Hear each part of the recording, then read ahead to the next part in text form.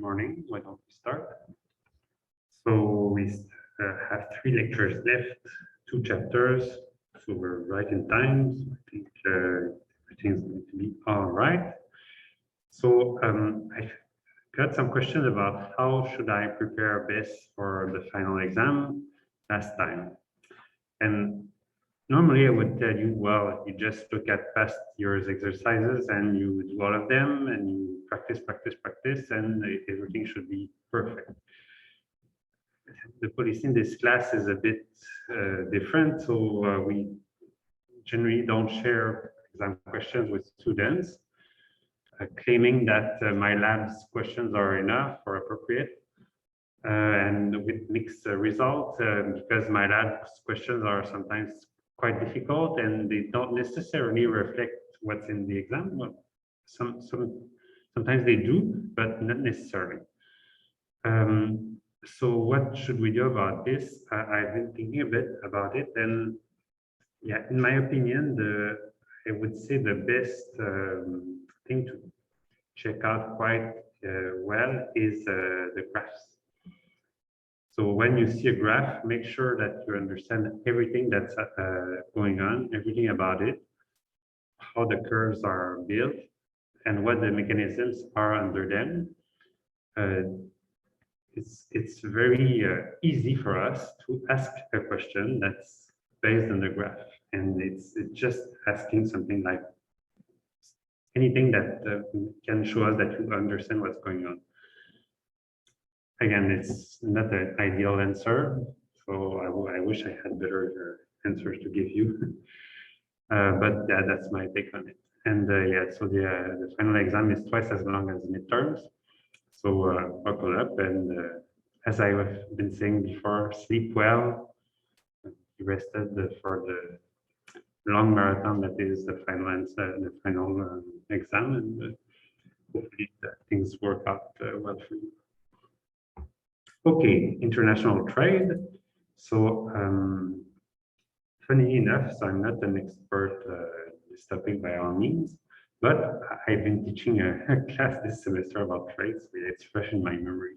If you have questions, I should be able to answer them quite well. So what's up with trade? Well, trade is what happens between country, as it's the same thing as what happens within country between people. So I choose to teach you something, and you will go out in your life and probably do economics too. But so when we need to fix our teeth, we go to the dentist, and they don't teach economics themselves. So we exchange services. So somebody does something that's good, that they're good at, and we do something that we're good at, and we exchange money for these services. Well, trade is just the same thing, but between country. And what we're essentially saying is we're better off concentrating on what we do best and learning learning by doing, and becoming extremely good at exporting something and not wasting time on what we shouldn't be doing. So it could be possible to grow bananas in Canada, but they would be maybe not so nutritious and quite expensive, especially in the summer, in the winter. So it makes more sense to ask our neighbors to the south, or even farther away, to produce them for us, and in exchange we can produce whatever they cannot produce from their, for themselves. And that way everybody wins. So this is a very short story of what trade is, and we're just going to see more in detail what this is. Yeah, so learning objectives. So why the gains from trade depend on the patterns of comparative advantage. So this is the first basic reason we learn why countries trade. We learn about the concept of comparative advantage, which is another way of saying opportunity cost of producing something, as you're going to see. But there are other reasons why ultimately countries trade, which have more to do with increasing returns to scale. And so this is more advanced stuff. So don't think we talk too much about it, maybe a bit here. Yeah, and so these comparative advantage, they come from technological advantage, or they can come from factor endowments. So something like, yeah, climate. So why don't we have bananas in Canada? Well, the climate is not all that good. Yeah, so that's going to influence countries' comparative advantage. Yeah, so determination of trade, so we'll have one price, and so yeah. Okay, all right. So this is the growth of world trade since the 1950s. You may realize that, well, two things are striking. So first of all, this, well, it's quite increasing a lot. I would say even faster than world GDP. So it means that as time goes on, the world is becoming more and more and more integrated.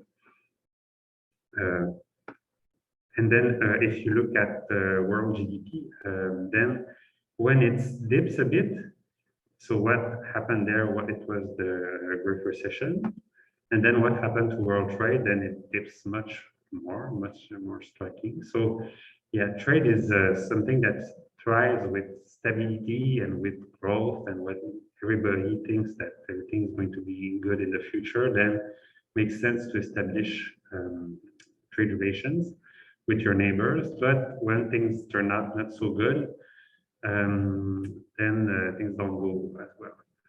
And what you may see is, look at these last few years. So this is before 2020. So we have more recent data to work with, but still we can see that things are not increasing all that fast for these last years. So people have idea what was going on there. Yeah, that's one thing. So, yeah, exactly one. Yeah. And so one thing that's going to appear even more recently is the war with Russia. So yeah, so the lesson for this is the world tends to become integrated. So that's sometimes called globalization.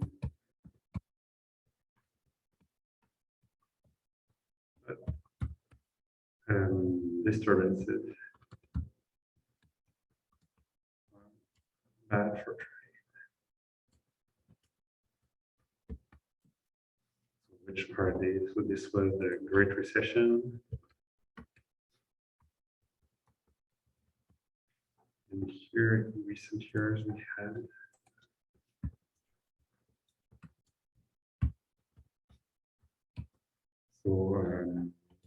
trade war.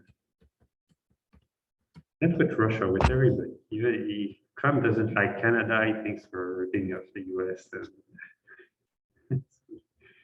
Really, Trump was a very bad influence for world trade. So I would say US trade war.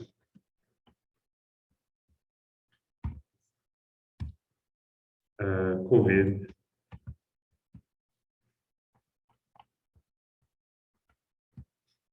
Even more recently, so Ukraine war.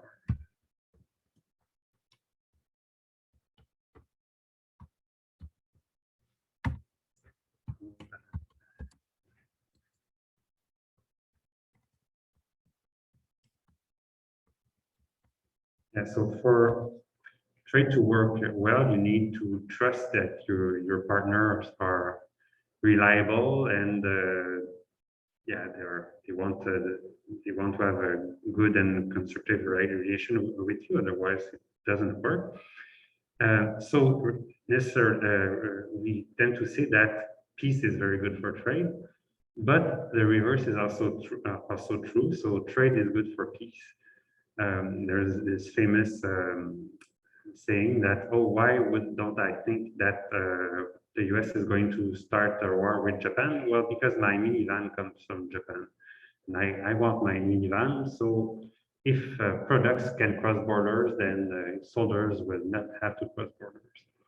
But the reverse is also true. If you do start a war, then that's pretty bad for trade relations, and Europe is trying desperately to cut ties with Russia as fast as possible. It's not easy for energy, but yeah, I wouldn't be too optimistic about trade with Russia in coming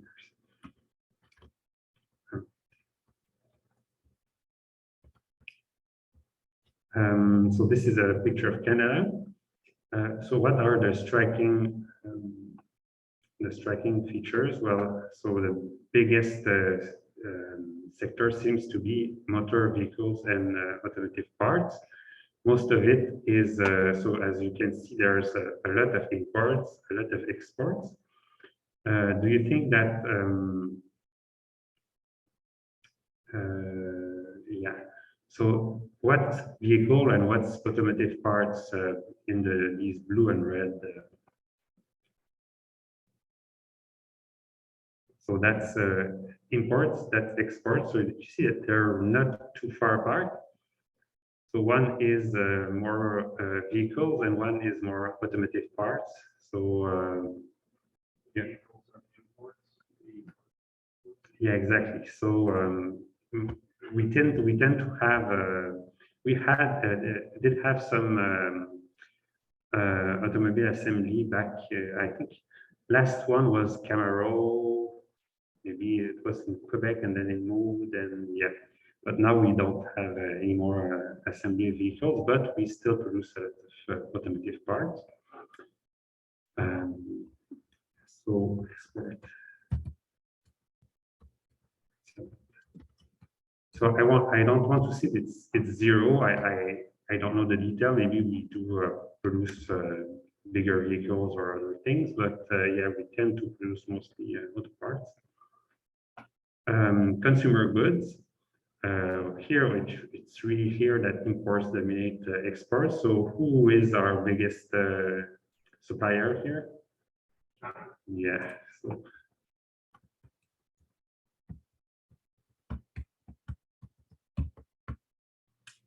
And yeah, one other striking thing is energy product. So what's going on there?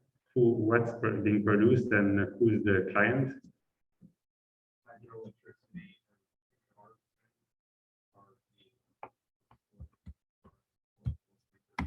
Yeah, so of course, you know everything. So that's exactly. But yeah, so agro is not a huge part, but yeah, it's still true that sometimes Quebec exports its excess electricity, mainly to the US.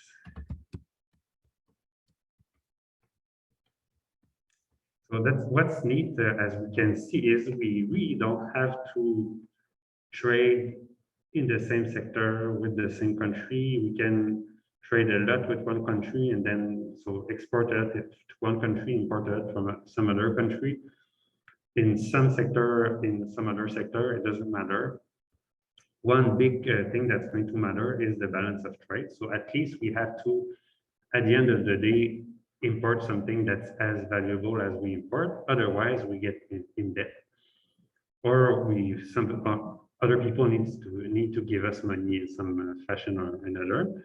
But if nobody gives us excess money or we don't give excess money, then we should exchange more or less the same amount. So that's why you would never see a situation in which all the blue lines are below the red lines, because yeah, we would essentially now be just getting excess merchandise and services from everybody else and not paying our dues. So we don't like people that are moochers and that just take and don't give. So that's the same thing at the international stage.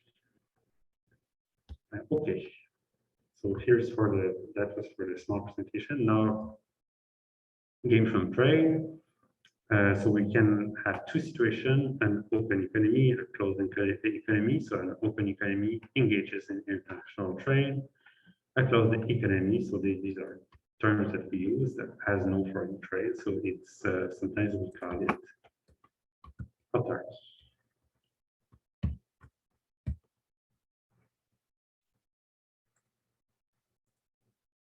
So it means self-reliance. Yes, without trade, everyone must be self-sufficient. So we have to produce everything, otherwise we just don't produce it. So if Quebec was self-sufficient during the winter, then we wouldn't have all that much variety in terms of fruits. Most of it would just apples, I guess, we can keep for ourselves. But anyways, it doesn't mean that the food that we import in the winter is all that good. So sometimes it's still old and it's traveled a long time. So. But then with trade, people can specialize in what they do well and satisfy other needs by trading. So the gain from trade is the difference between these two situations. So it's the increased output attributable to the specialization that is made possible by trade. So increased output is a tricky concept because in a way it's output of what? So in general, I've been just looking at one market or one type of merchandise, but here, by definition, you have more than one. So you have, and probably what you get is that you probably produce less of one and more than the other, more of the other. And then probably what you do is you import. So is it your output? So the gains from trade is really increased in consumption and even in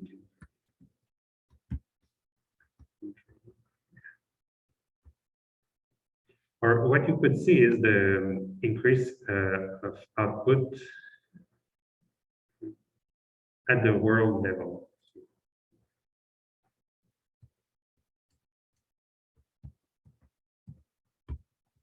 Then you could really say, okay, look at what's happening. We produce more of everything. So then, yes, we would have. So here's a very small model. So this situation is what is really just a difference in technologies. So where did we see that?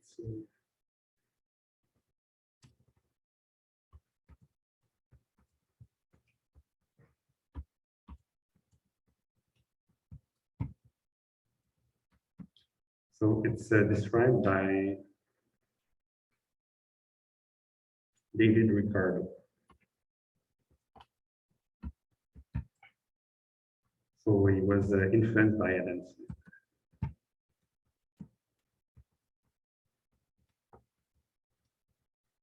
So yeah, these were in the same time period. So read the early days of economics. They were just starting to think, oh, what's up with so should we try to accumulate as much gold as we can so we can pay our army and invade our neighbors? So that was the way of thinking back then. It might be the way of thinking of some dictators right now, but more modern way of thinking that started then is, okay, well, actually, we don't really need to invade our neighbors. All we can do is trade with them, and we're going to be just fine. Everything is going to be better for everybody. We don't need to go to war. So why is that? Well, first of all, we can compare. So let's look at what's happening there. So you have Canada and the US, sorry, the EU. And yes, so this is how much it costs to produce two things, wheat and cloth. So usually we use wheat and cloth, or sometimes food, or these are the sort of things that we use for trade. And then you can look at how much it costs per kilo of wheat to produce, or how much it costs per meter of cloth to produce. So first question is, who's better? So these slides were put together by a professor at McGill. So who do you think he thought was better between Canada and the EU? Yes, Canada is better. Why? Well, because it's cheaper to produce both things.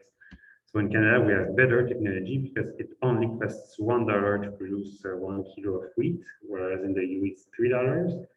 And it only costs $5 rather than $6 to produce cloth. So this is the concept of absolute advantage. So it reflects the absolute cost. Crossing goods between countries. So yeah. So note that Canada has is a lower cost producer than the EU for both wheat and cloth. So Canada has an absolute advantage. Rules. All right. So does that mean that there's nothing to do? Well, we're better than the EU at everything, so why bother, right? Or is there some way to make money still with our partner, the EU? Yeah, so what should we do?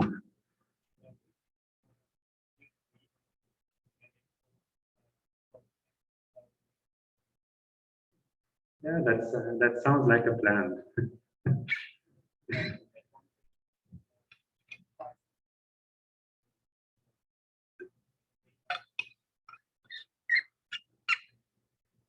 Exactly. So let me just see what was just said. So here we have absolute advantage in everything, but you can never have comparative advantage in everything. So the worst that can happen is you have no comparative advantage, meaning that for the two countries, the relative cost of producing both things is the same. In that case, really, there would be no point. So imagine, for instance, that the price in Canada of producing wheat is $3 and cloth is $6, and really the two countries are just clones of each other. And no matter what we do, it doesn't make any sense to trade. But here you see that the opportunity cost of producing 1 kilo of wheat in Canada and in the EU is different. So what do we mean by opportunity cost is what I have to sacrifice in terms of real product. So again, this concept of opportunity cost shows up. So if you remember the first lecture, so opportunity cost was what if I choose something, what's the second best thing that I have to sacrifice to get it? So here we have just two things, wheat or cloth. So the second best thing to producing wheat is cloth, and the second best thing to produce cloth is wheat. So so the dollar cost of something is in dollars, but the opportunity cost is in terms of real merchandise, real things that you would have to have. And so how do you find what is the monetary cost of wheat? Well, it's $1. But what is the opportunity cost of wheat?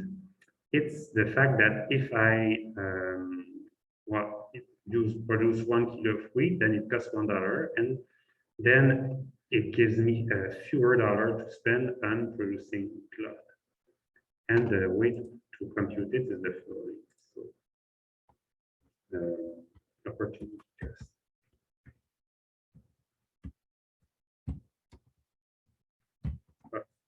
Wheat. So you just divide the price of wheat with the price of cloth. So in Canada, it's $1 divided by $5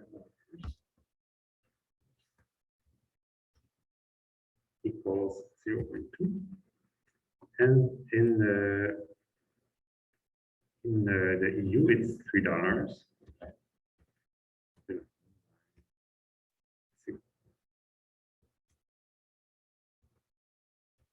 It's 0.5.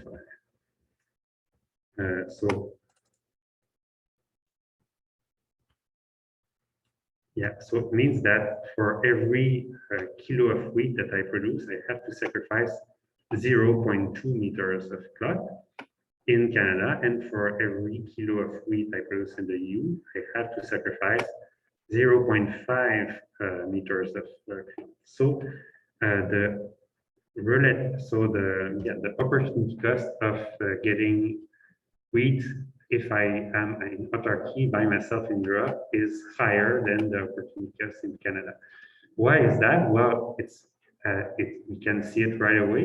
It just costs $1 in Canada to produce wheat, so it's very, very cheap. So it means that I'm not going to need to sacrifice a lot of cloth to produce it. So what should I do? Well, I should concentrate in producing as much wheat as I can and just export it to the EU. And the EU is going to have a surplus of wheat compared to the initial situation.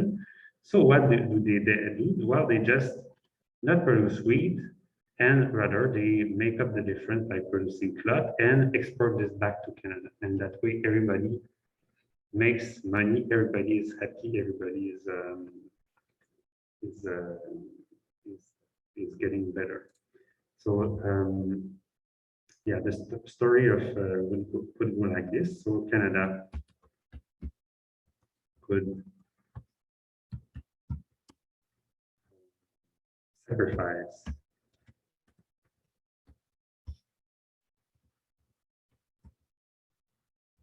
$1 meter of flat. It's just going to focus on wheat. So we produce 1 meter less of cloth. So we get $5. And with this $5, then we can produce how much more wheat? Well, it just costs $1 to produce. So we get 5 kilos of wheat.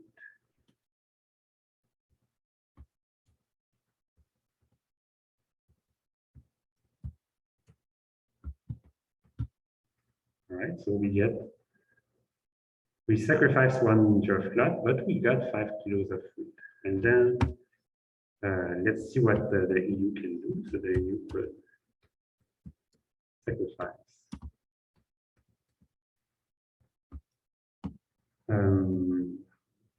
So let's say 2 kilos of wheat.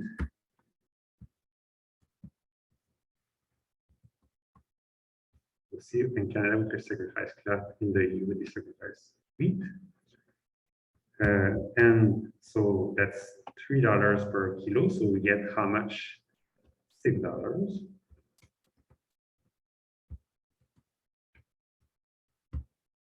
And then with the $6, we can get 1 extra meter of cloth.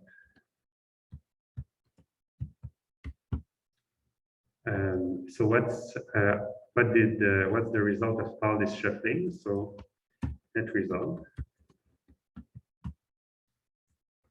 So we get yeah, so same amount of cloth.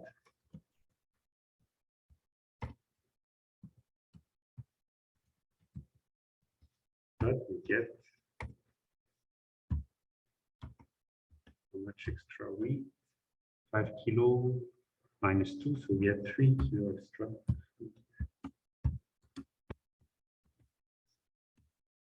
So we're better off, of course. So that's essentially a gain from trade that's just in terms of wheat. But what you could say is, okay, so if the EU didn't sacrifice 2, but say, yeah, I could write, yeah, 4. It's just so we would get $12, and then we would get 2 meters of. So in that case, we would get yeah, net result 1 meter of cloth, 1 extra meter of cloth.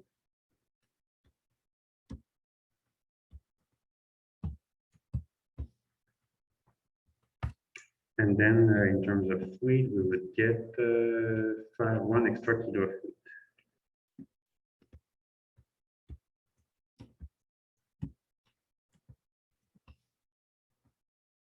So in that case, we would have gotten extra production in both wheat and cloth. All right. So I'm guessing that this sort of exercise might come up in some further exam down the road. Just saying. This is the sort of thing that it's like the crux of the matter.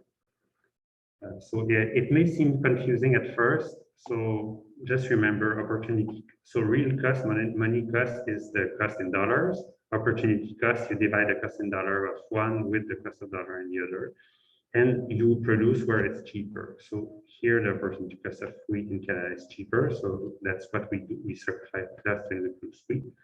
And it's the reverse in the EU. Of course, then if you had some third country, so imagine that in China, then I don't know, it was $3 per kilo, but $3 per meter, then maybe both countries would trade with China instead. So everything has to do with who are your trade partners. So in that case, we just have always use just two country example with two sectors. That's enough to show what's happening. Okay, so these are. Yeah, I think actually the numerical example is exactly the same. Yeah, so opportunity cost of 1 kilo of wheat, as we computed in Canada, is 0.2 meter of cloth. And in the EU is 0.5 meter of cloth. If you want to ask then what is the opportunity cost of cloth, then rather than dividing the price of wheat by the price of cloth, then it's the price of cloth divided by the price of wheat. So you get exactly 1 over the other. So 1 over 0.2 is 5, then 1 over 0.5 is 2. So opportunity cost of cloth in Canada is 5 kilo. Opportunity cost of cloth in EU is 2 kilo of wheat. Yeah, so the comparative advantage is just another word for opportunity cost. So it's the relative opportunity cost between countries. So these are computed using the previous table. Yes, this is the example we've just seen. Okay, so yeah, one country has comparative advantage in the production of good X if the cost of producing X in terms of foregone output of other good is lower than in another country. Another way of saying that is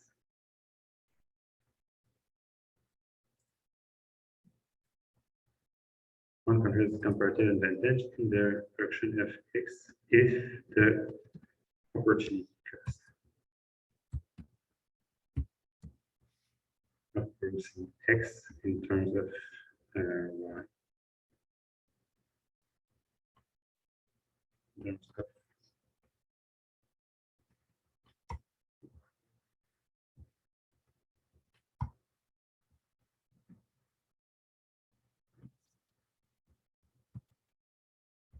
Is lower in that country.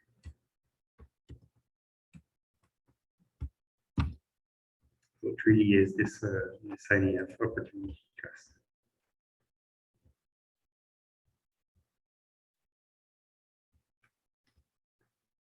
Yeah, so what are the gains from specialization or the gain, and later on, of course, the gain from trade? Well, you do this sort of small exercise. So for instance, Canada can produce 5 more kilo of wheat and one less kilo of meter of cloth. And the EU can produce 2 more meters of cloth and minus 4 kilo of wheat. So the net result is plus 1 kilo of wheat and plus 1 meter of cloth. So we got a decrease in both sectors thanks to the two countries focusing on what they do. Of course, then if they just keep it for themselves, then Canada is just going to eat a lot of wheat and not dress itself all that much. In the EU, they're going to have lots of nice garments, but they're going to starve. So what should we do with this extra production in both countries? And of course, we should trade it to make sure that we both have more of each of the two products.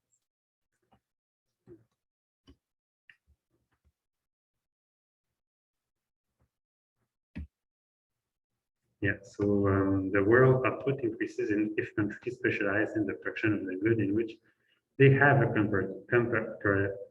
comparative advantage. So Canada specializes in wheat, the EU specializes in cloth. So consumption possibilities are increased in both countries.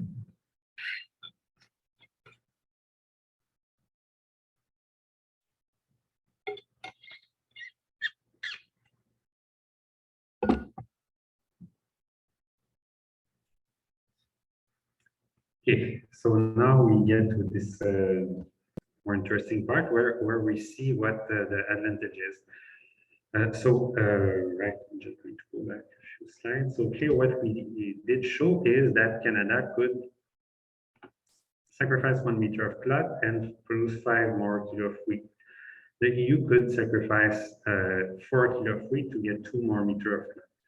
But are they going to stop there? Well, not. No, because if they just continue and rather than just sacrifice 1 meter of cloth, sacrifice 2, then you get 10 extra kilo of wheat. And the same here, you double the quantities and you get plus 2. So you can go on and on and on. And essentially with this sort of model, what you get is a complete specialization. So you get that essentially it makes sense for Canada to produce only one product, only wheat, and for the EU to produce only cloth. So there would be one situation in which that's not the case.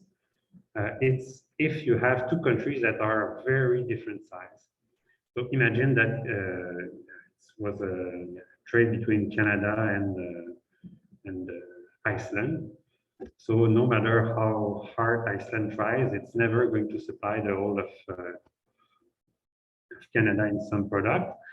So what would happen in that case is, well, Iceland would just produce only one good and export it to Canada, but then Canada would still have to produce the two goods, essentially. So Canada would specialize as much as possible, but at some point we wouldn't be able to gain all that much from our trade with Iceland, since Iceland is so small. But this is more of a special case. In the cases that we look at, we consider countries that have similar sizes. So in that case, it makes sense for both countries to specialize as much as they can.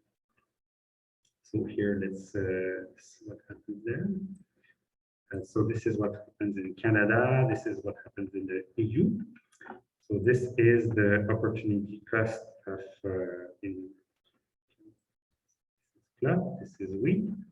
This is cloth. This is wheat. So as you can see, in Canada, the opportunity cost of cloth is very high.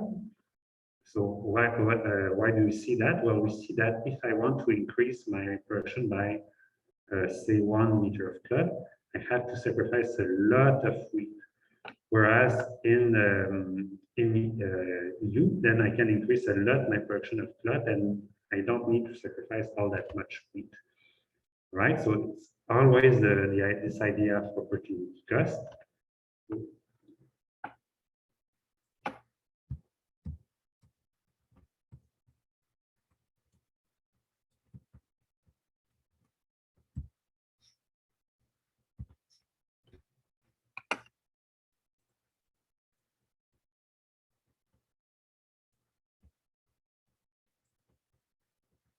Here, opportunity cost of cloth is 0. So since it's expensive to produce cloth, we are not going to produce it. So what makes sense for Canada? So maybe you can imagine that we used to be somewhere like here. Oops.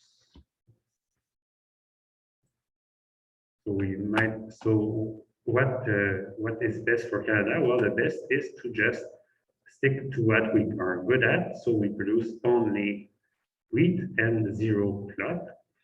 And then so maybe Europe was there before.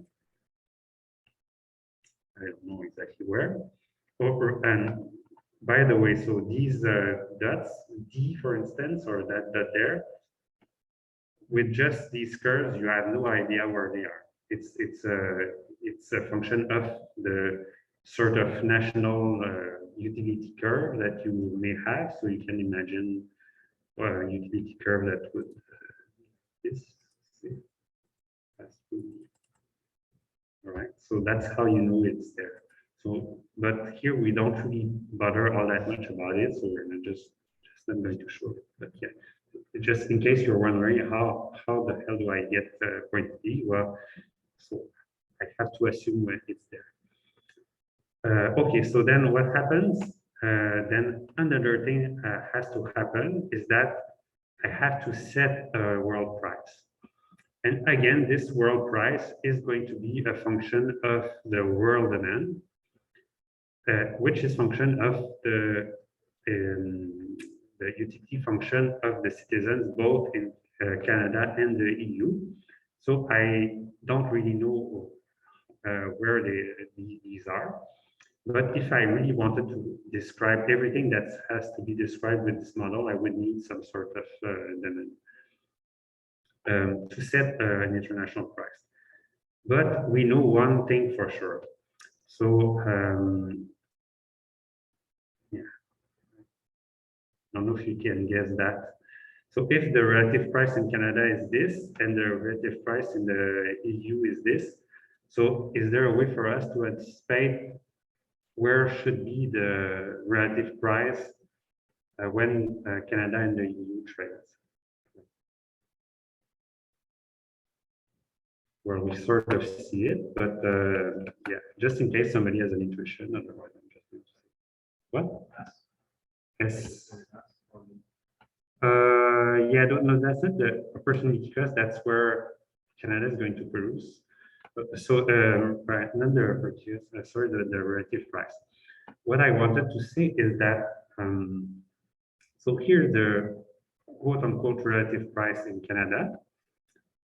Because no matter what happens, there's some utility function that's going to pass through here, and this is going to be the relative price in Canada. This is going to be the relative price in the EU. Now, if the relative price at the world stage, so that's the blue curve here, or that's the sort of production possibility frontier with trade. If it was confounded with this purple curve, then it would mean that Canada has no business trading, because if we trade or we don't trade, it doesn't matter. It's the same consumption possibilities that we used to have. So the only way to make sense for Canada to trade is that if the relative price at the world level is different than in Canada. So if the relative price of cyclot is lower at the world level, then what you should do is just produce wheat and then sell that at the world stage, and then consume on this new relative, this new sort of budget line, basically. So the way to think of it is, yeah, imagine that. So in fact, what we're going to do in Canada is just keep some for ourselves and export the rest. But the way to think about it, I think that makes it easy, is imagine Canada is just some farmer that goes to the market. So imagine I only produce wheat.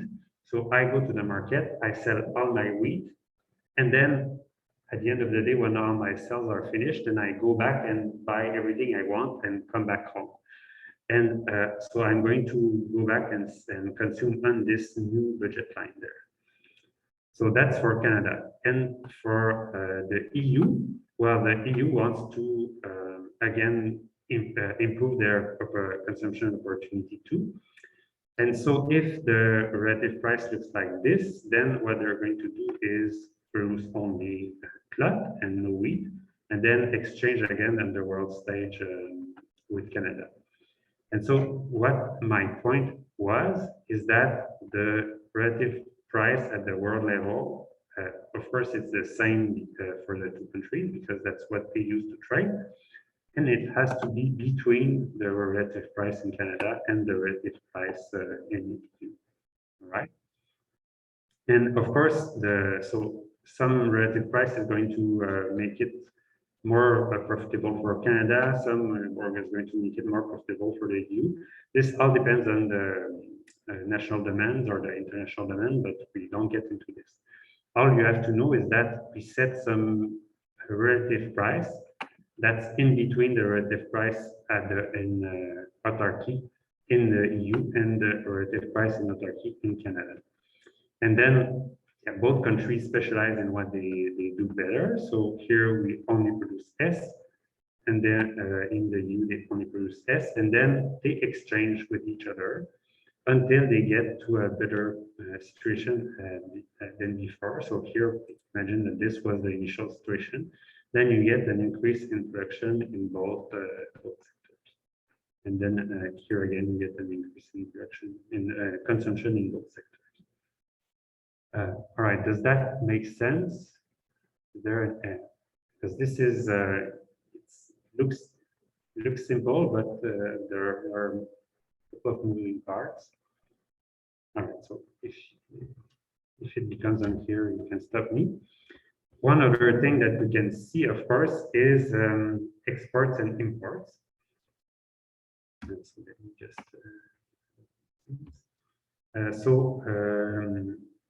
who's going to, so I already told you, but you can think again. So who's going to export wheat? Canada is going to export wheat, and can we see how much? Yes, we can, because that's where Canada is going to produce. So this is good.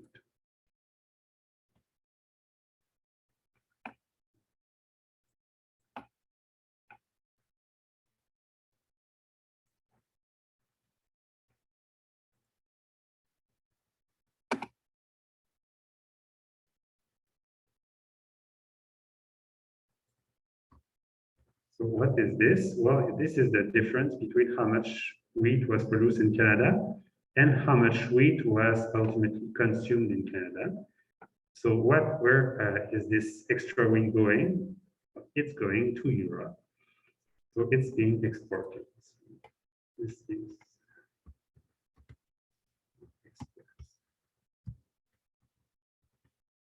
and then what do we get in returns?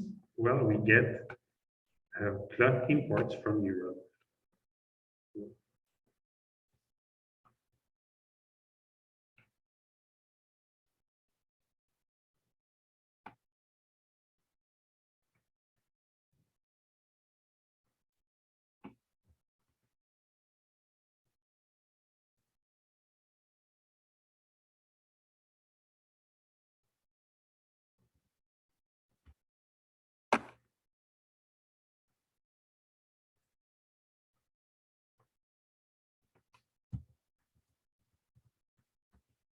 Because we started at 0 and then we consume some amount at LRD.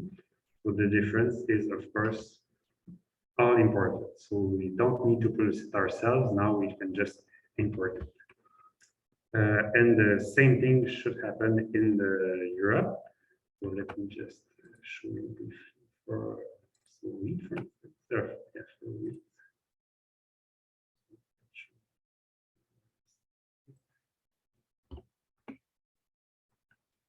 And then let's just see if the authors made a good job. Yes, more or less. No, not exactly. But you can guess that since these two are the only ones that are trading, then this amount there, which is the import of wheat in Europe, should be exactly the same as the export of wheat from Canada, since Canada ships its wheat to Europe.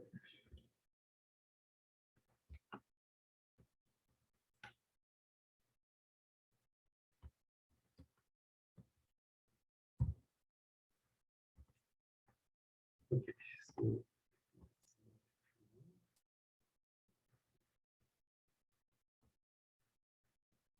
that's why you can read that paragraph if you like.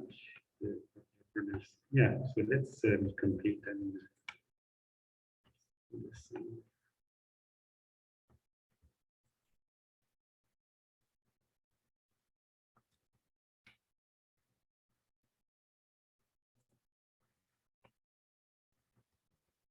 Oh, right.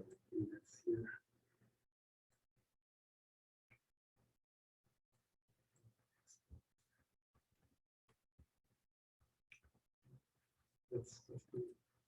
So yeah, again, these two things should be the same. So probably the scale is different, or probably they just didn't. Maybe I'm very, I want to be precise, so I'm not exactly convinced by these questions. Okay, so yeah, again, if you think of questions, you can ask the questions. Okay, so conclusion, the opportunity cost of producing X is the output of other products that must be sacrificed to increase the output of X by 1 unit. Country A has comparative advantage over country B if the opportunity cost of producing this is lower in A than in B. When the opportunity costs of all products are the same in all countries, then there's just no point in trading. It means that whatever I do to specialize, then the other country would just get exactly the opposite. So we wouldn't gain anything. So what when we gain when we are very different. So this is why you get trade like between, say, Canada, which exports maybe a lot of grains, and then it is going to import things like or export oil, say, and it's going to import electronic products from the US, for instance. So you export what you're so the more different you are, then the more you are more likely to trade. And yeah, when the export opportunity costs differ in each countries, and both are producing both products, then it's always possible to increase production in both products by a suitable reallocation of resources between each country. So of course, the only limit to that is if you have a super small country, so it's going to do its best to specialize, but still the big country has to somehow make up for the difference. But if there are the two similar sizes, then they can really gain. Yeah. Okay, so this is another big. So that was comparative advantage. So this is difference in technology, but it can also be difference in endowments. So difference in climate, or difference in even something like the price of labor. So this is why it's just so hard, say, for Canada to produce t-shirts. Because t-shirts are labor intensive. You have to have somebody that's going to sew the t-shirt. And it turns out that the wages in Canada are relatively high. So if you wanted to produce t-shirt in Canada, they would cost a lot of money. So what do we do? Well, rather than producing them here, we import them from, say, Bangladesh, where it costs quite less to produce. And so what we can do instead is export some good Canadian product or some maple syrup to Bangladesh to exchange, and everybody is better off that way. Of course, this situation may be a bit, may create tensions. So because if you are a worker that's been working in the t-shirt industry for your whole life, then it's very sad when you lose your job because your job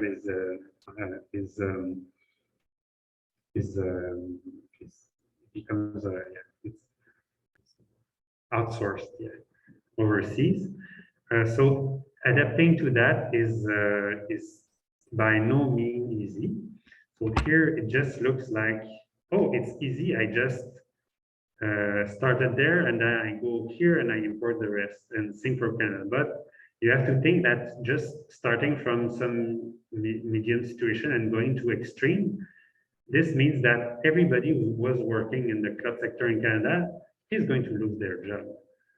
So this is, it's very painful for them. So this looks very like instantaneous, and everybody gains from trade and everybody's happier. Well, life is complicated. This is a simple model, so we have to keep that in mind. So as economists, we should generally think that trade is good, but we shouldn't, by any means, minimize the consequences for people who may suffer from it. So this is why in many trade agreements that we have at the global level, for instance, we have things like we have different mechanisms to so that a country can use if some sector is having a very tough time. They can say, oh, well, we're going to impose some trade barriers temporarily so that our people can find a new job or something. That's a complicated issue.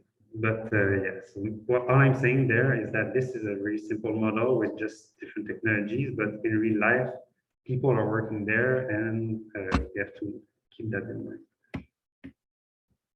All right. Economies of scale.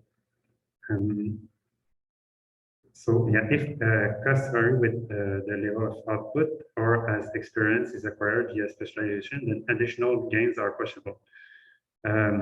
Or I would say, yeah, other source.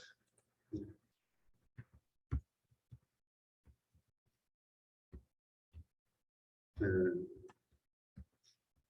it's not what I'm saying there. It's because it's not an additional gain from the fact that countries are different. So because here the countries are different. So it's the fact that you have varying costs of production is not going to increase the gains from this comparative advantage idea. It's another way in which we can generate trade. And here is how it works. So imagine that, so what I've been saying so far is you need to be different to gain from trade. So if Canada is different from China, then either country is going to produce one and trade the other. But what if two countries are exactly the same?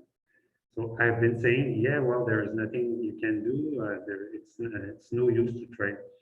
But here, consider the situation.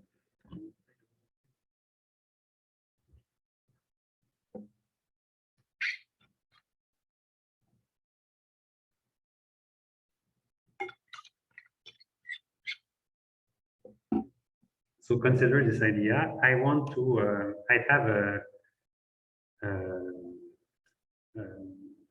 clone of myself. So it's a identical twin, perfectly equal. So nobody is better at the other person at anything. We have exactly the same talent. And we want to open a restaurant together. So we're two employees. What should we do? So, well, since we're equal, then we should produce exactly the same. So I should work 50% of the time in the kitchen and 50% of the time, say, at the accounting, for instance. And then my clone should do exactly the same, work 50% in the kitchen, 50% at accounting. Does that make sense? No.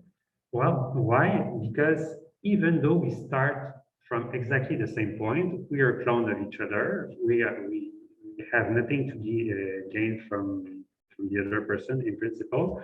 It turns out that in some situation, like working in a restaurant, then if I start working in the kitchen, I'm going to get good at it, and I'm going to be more productive if I just do this. And if my twin brother is going to just do accounting, is going to become very good at accounting. So there is, and then what we can do is so exchange the fruit of our labor. So then the restaurant is going to run much better if one does one thing and the other does the other. And so at the country level, turns out that this is something that can happen.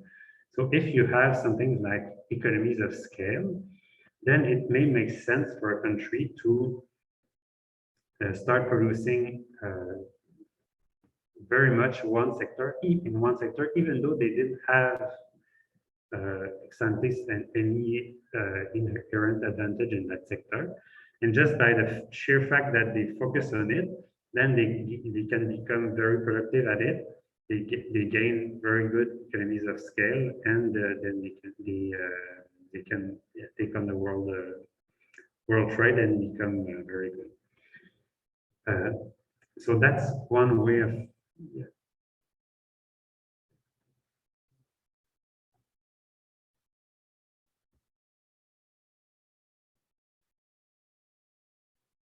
Yeah, okay, so that's it, exactly. So if you're a small country, then you should start producing, you should try to focus on what you're good at. So what is the risk of this? Well, the risk of this is if for some reason the market doesn't go well. So imagine that I decide to produce only bananas, and I'm becoming an expert at bananas in my countries, and all my citizens are producing bananas and everything is going fine. But then there's some epidemic of banana at the world level, and everybody's bananas is dying, and mine too. Well, I'm in trouble because all I did is invest in that one sector. So you see that if things go well, there's a big advantage in focusing on this sector and becoming good at it. But the risk is that if things go bad in that sector, then things are going to go bad.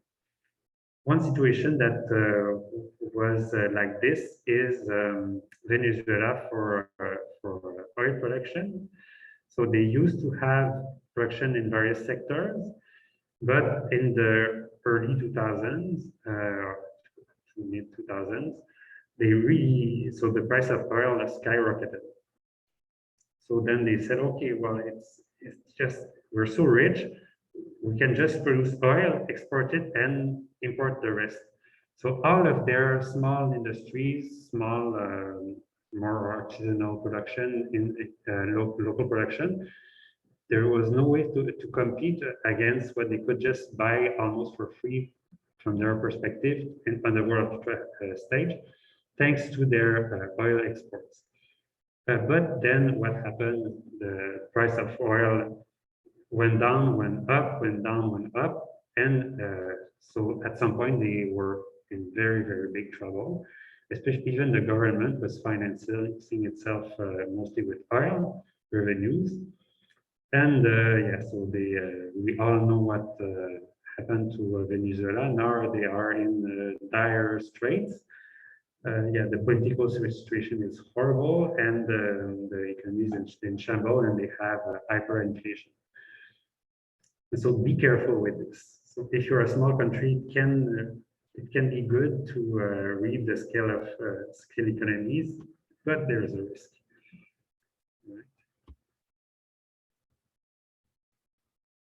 Yeah, so that's learning by doing. So the cost can be with accumulated experience in producing a product over time. So learning by doing. So essentially, even if I'm a clone of my twin, if we just we flip a coin, I go work in the kitchen, he goes work in accounting.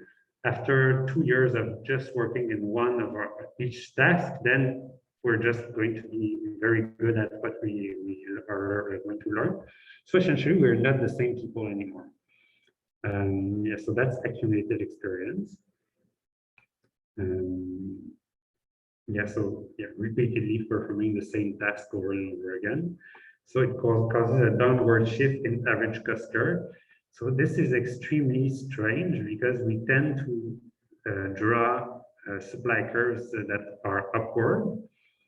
But here, so that's for marginal cost. But here, you look at average cost, and the average cost is always going downward.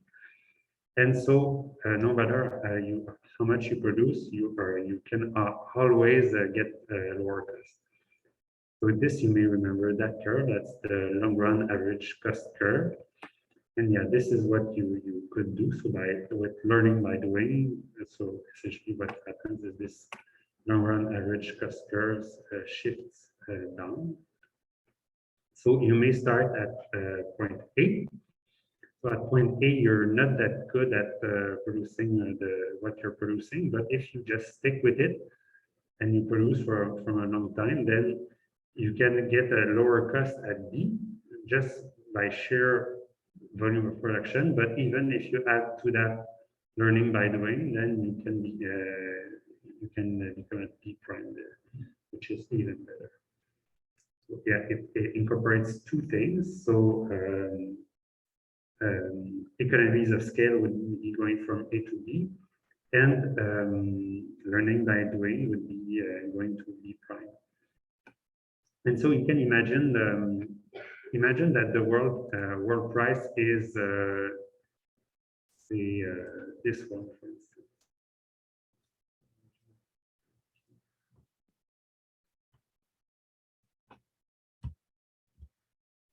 And then I'm asking myself, should I produce in this sector or not? Well, it turns out that A is more expensive than the world price, so I shouldn't produce in this sector. But then if I consider the fact that I'm going to, by just having a big production volume, be producing at B, then I see that, yes, it makes sense to actually cut off imports and just produce myself, and I'm going to be at B, and then over time even at B prime. So this is what can happen dynamically.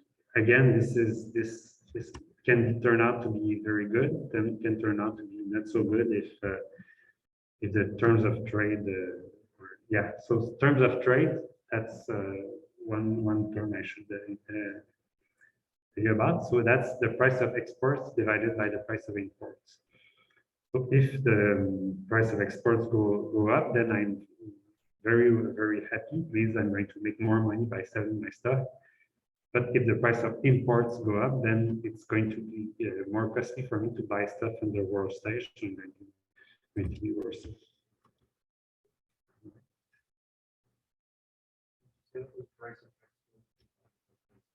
Yes.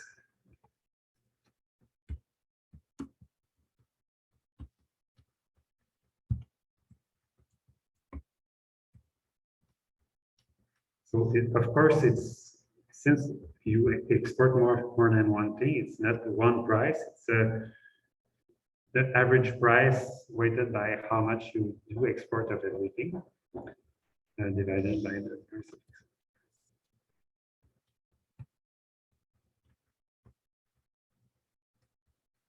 export. This is not related to this notion exactly. It's for everything.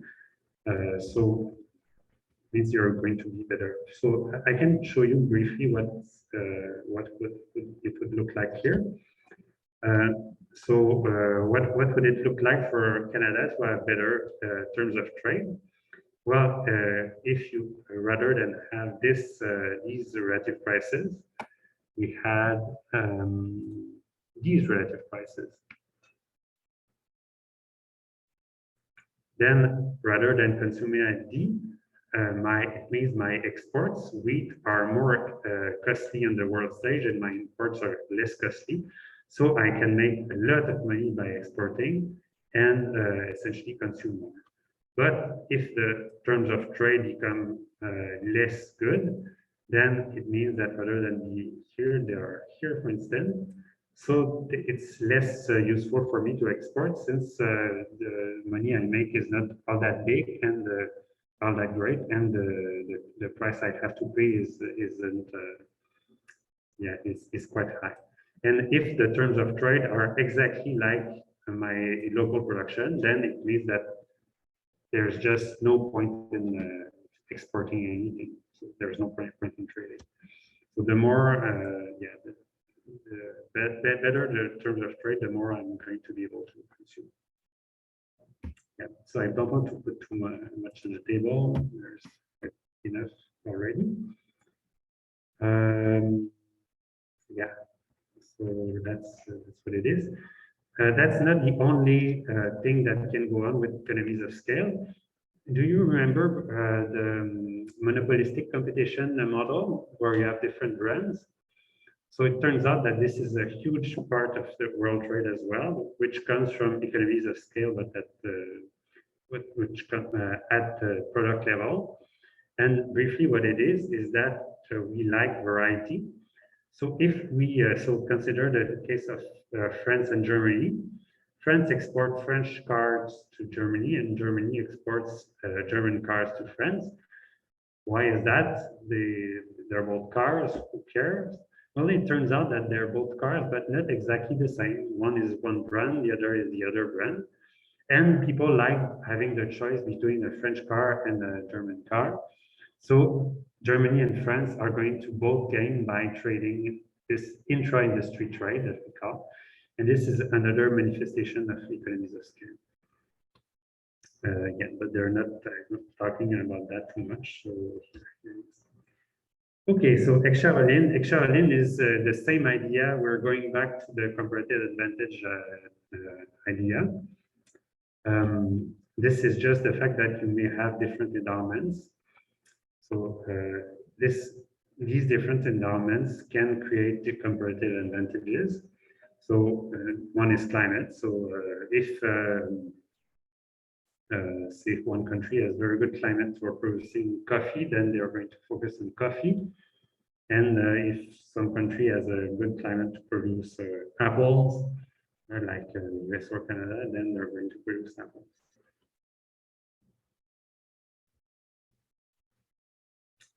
What are the sources of comparative advantage? So human capital is one.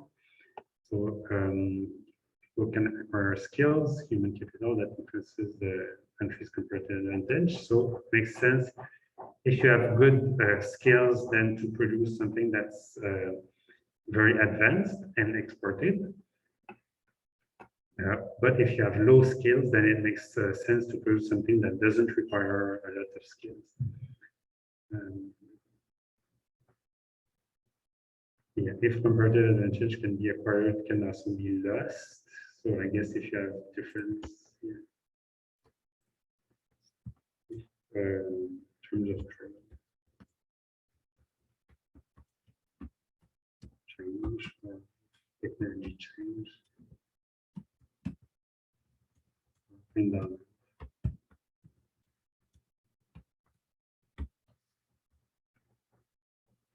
so all it's saying there is that nothing is set in stone. It's a question of where you're at compared to your producing neighbor. So if China became a super big exporter of maple syrup, then that's just too bad for the Canadian maple syrup industry. We would have, it would be hard for us to compete, and it would be better to do something else. But right now we are good at producing maple syrup.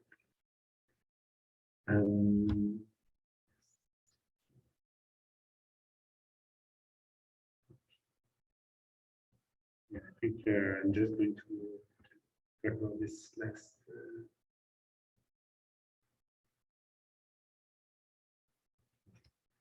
So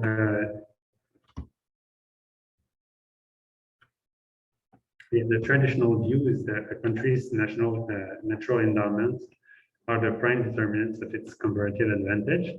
That's before we really knew a lot about modern production. But now that we know much, much more, then not so much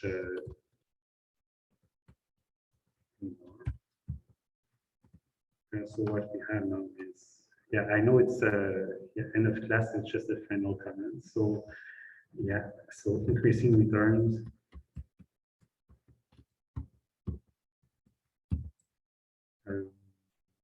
Yeah, monopolistic.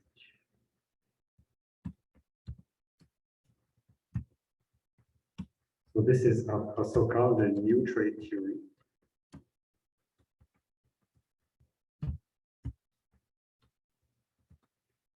So that's by Krugman. We got the Nobel Prize for yeah. So all these things are what matters at the world stage, especially between the countries that look alike. So we trade a lot with the US, with Europe, even though we produce cheese in Canada, and France produces cheese, but somehow we managed to want to consume cheese in both countries. Okay, so let's stop here right now, and we can